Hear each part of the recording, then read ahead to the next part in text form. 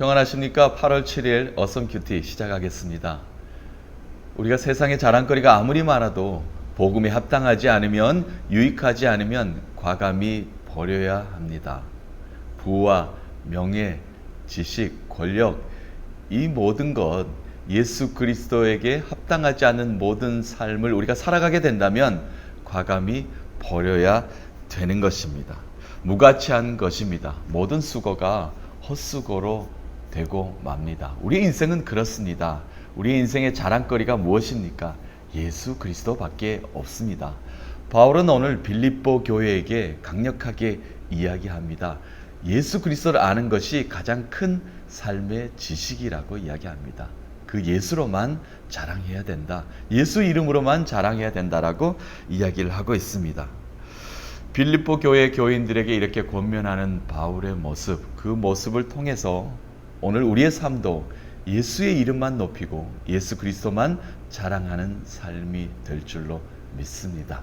그 삶을 살아갈 때 우리의 삶이 가치가 있는 삶이 될 것이고, 우리가 예수를 자랑할 때 우리의 삶에 더욱더 풍성한 기쁨이 차고 넘쳐서 우리의 삶이 자랑거리로 넘쳐나게 될 것입니다. 그 믿음으로 오늘 한번 빌립보서 3장 말씀을 묵상해 보도록 하겠습니다.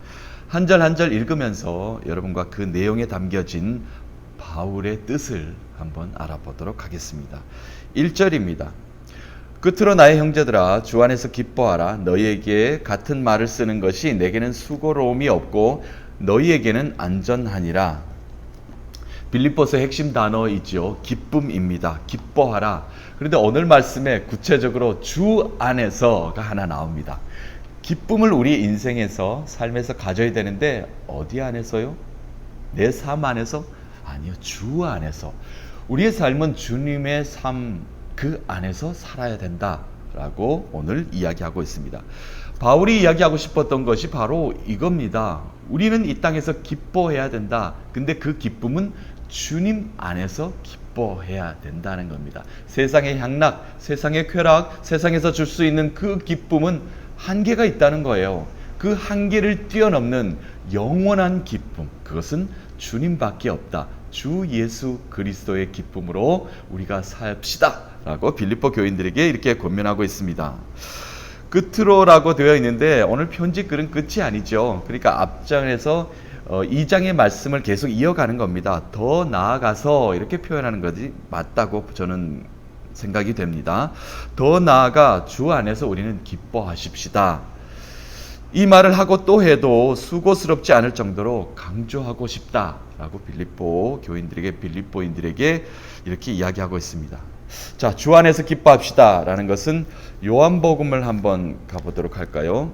요한복음 15장에 보면 나는 포도나무여 너는 가지라 라는 이런 표현들이 있습니다. 예수 그리스도가 자신을 표현할 때인데요.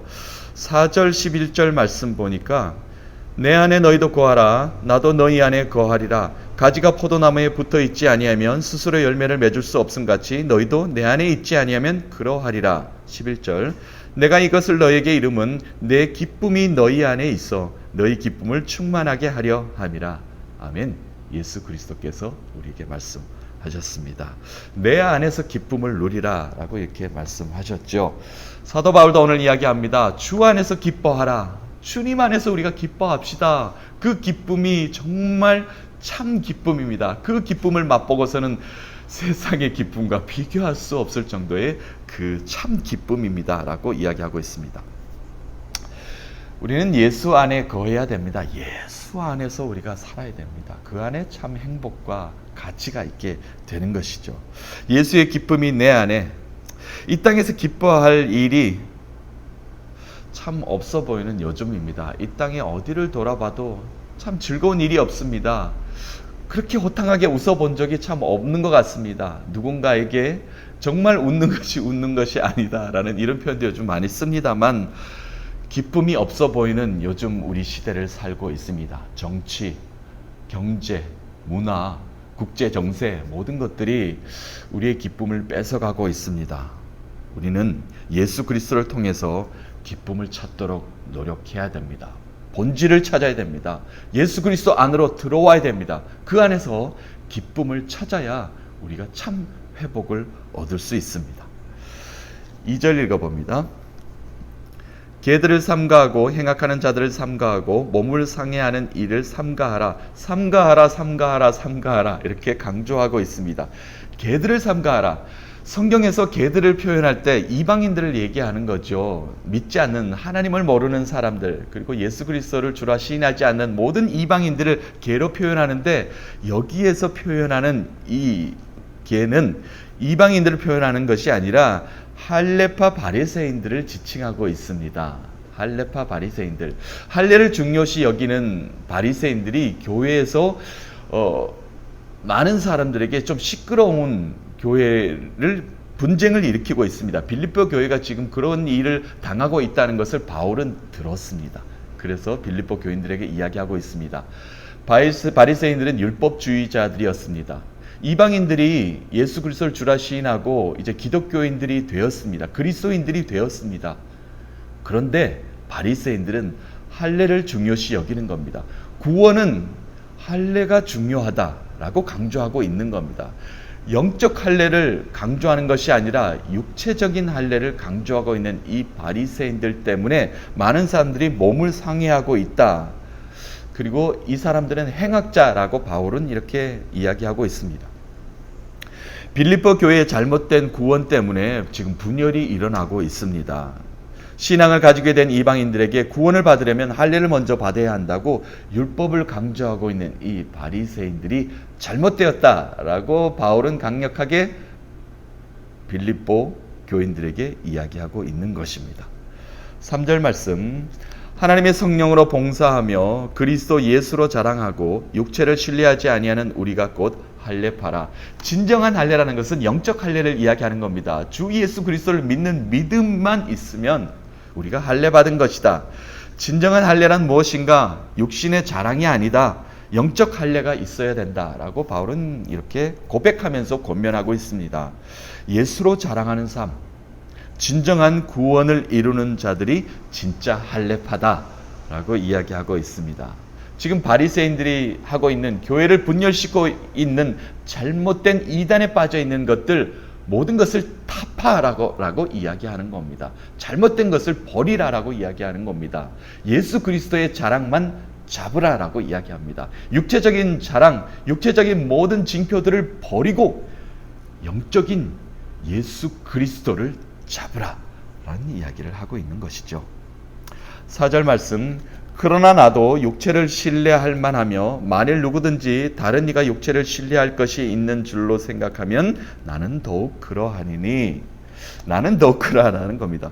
육신의 자랑으로는 나를 따라올 자가 세상에 없을걸, 이 얘기입니다.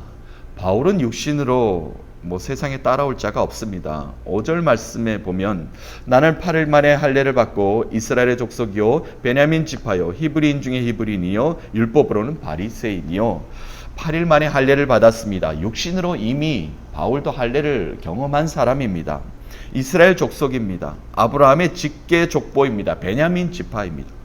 정통 히브리인이며 율법에 능통하고 철저히 지킨 바리새인, 나도 바리새인이다 라는 것으로 이야기합니다. 6절입니다. 열심으로는 교회를 박해하고 율법의 의로는 흠이 없는 자라. 나는 그러한 자이다. 바울은 자신을 지금 이야기하고 있습니다. 과거에는 나도 이렇게 자랑할 것이 많은 사람이었다. 육신으로는 나도 이렇게 자랑할 사람이었다 라는 이야기입니다. 바울의 모습은 세상에서 내세워 자랑할 만한 사람이었습니다. 과거에는 그랬다는 겁니다.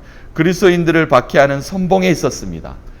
다메섹 이전까지는 그렇다는 겁니다. 예수를 만나기 이전까지는 바울도 자신을 자랑하는 삶을 살고 있었습니다. 그러나 7절부터 달라진 바울의 모습을 이제 묘사하고 있습니다. 바울이 직접 이야기합니다. 그러나 무엇이든지 내게 유익하던 것을 내가 그리스도를 위하여 다 해로 여길 뿐더러 또한 모든 것을 해로 여김은 내 주 그리스도 예수를 아는 지식이 가장 고상하기 때문이라. 내가 그를 위하여 모든 것을 잃어버리고 배설물로 여김은 그리스도를 얻고 그 안에서 발견되려 하매니 내가 가진 의는 율법에서 난 것이 아니요 오직 그리스도를 믿음으로 말미암은 것이니 곧 믿음으로 하나님께로부터 난 의라. 아멘. 바울은 세상의 자랑, 세상의 모든 것들, 내세울 것들, 이 모든 것들이 유익한 줄 알았습니다. 그러나 예수 그리스도를 만난 이후로는, 다메섹 도상에서 예수를 잡은 이후로는 도리어 해가 될 뿐이었다. 내 삶의 유익이 아무도 아니었다. 걸림돌이 될 뿐이었다라고 이렇게 고백을 합니다. 세상에서는 유익할지 모르나 복음에서는 방해가 되었다라고 바울은 고백하고 있습니다. 세상의 모든 것들로 자랑하지 말라, 이렇게 이야기하는 바울의 모습입니다. 자랑하지 말라라는 것들이 성경에 많이 기록되어 있습니다. 예레미야서도 기록되어 있는 것을 발견할 수 있었죠. 예레미야서 9장 23절, 24절 한번 보겠습니다. 여호와께서 이와 같이 말씀하시되 지혜로운 자는 그의 지혜를 자랑하지 말라. 용사는 그의 용명을 자랑하지 말라. 부자는 그의 부함을 자랑하지 말라. 자랑하는 자는 이것으로 자랑할지니 곧 명철하여 나를 아는 것과 나 여호와는 사랑과 정의와 공의를 땅에 행하는 자인 줄 깨닫는 것이라. 나는 이 일을 기뻐하느라 여호와의 말씀이니라. 아멘. 고린도 후서 한번 보겠습니다. 고린도 후서 10장 12절. 우리는 자기를 칭찬하는 어떤 자와 더불어 감히 짝하며 비교할 수 없노라. 그러나 그들이 자기로서 자기를 헤아리고 자기로서 자기를 비교하니 지혜가 없는 자로다. 잠언서 27장 1절. 너는 내일을 자랑하지 말라. 하루 동안에 무슨 일이 일어날지 내가 알 수 없음이라. 내일 일을 자랑하지 말라라고 이렇게 잠언서에 이야기하고 있습니다. 야고보서 한번 볼까요? 야고보서 4장 14절부터 16절까지 말씀. 내일 일을 너희가 알지 못하는도다. 너희 생명이 무엇이냐? 너희는 잠깐 보이다가 없어지는 안개니라. 너희가 도리어 말하기를 주의 뜻이면 우리가 살기도 하고 이것이나 저것을 하리라 할 것이거늘 이제도 너희가 허탄한 자랑을 하니 그러한 자랑은 다 악한 것이니라. 아멘. 허탄한 자랑으로 세상의 시간을 낭비하지 말라라고 이야기하고 있습니다. 세상의 자랑은 모두 헛된 것이다 라는 것입니다. 유익하지 않습니다. 가치가 없습니다. 그러나 예수를 붙잡아야 됩니다. 내가 세상에 자랑했던 모든 것들 한 방에 날려버릴 강력한 자랑을 바울은 만났습니다. 다메섹 도상에서 네가 핍박하던 예수다라는 그 음성을 듣고 꼬꾸라진 바울, 눈이 먼 상태로 다시 한번 더 눈이 밝아졌을 때는 예수를 증거하던 자로 바뀌게 됩니다.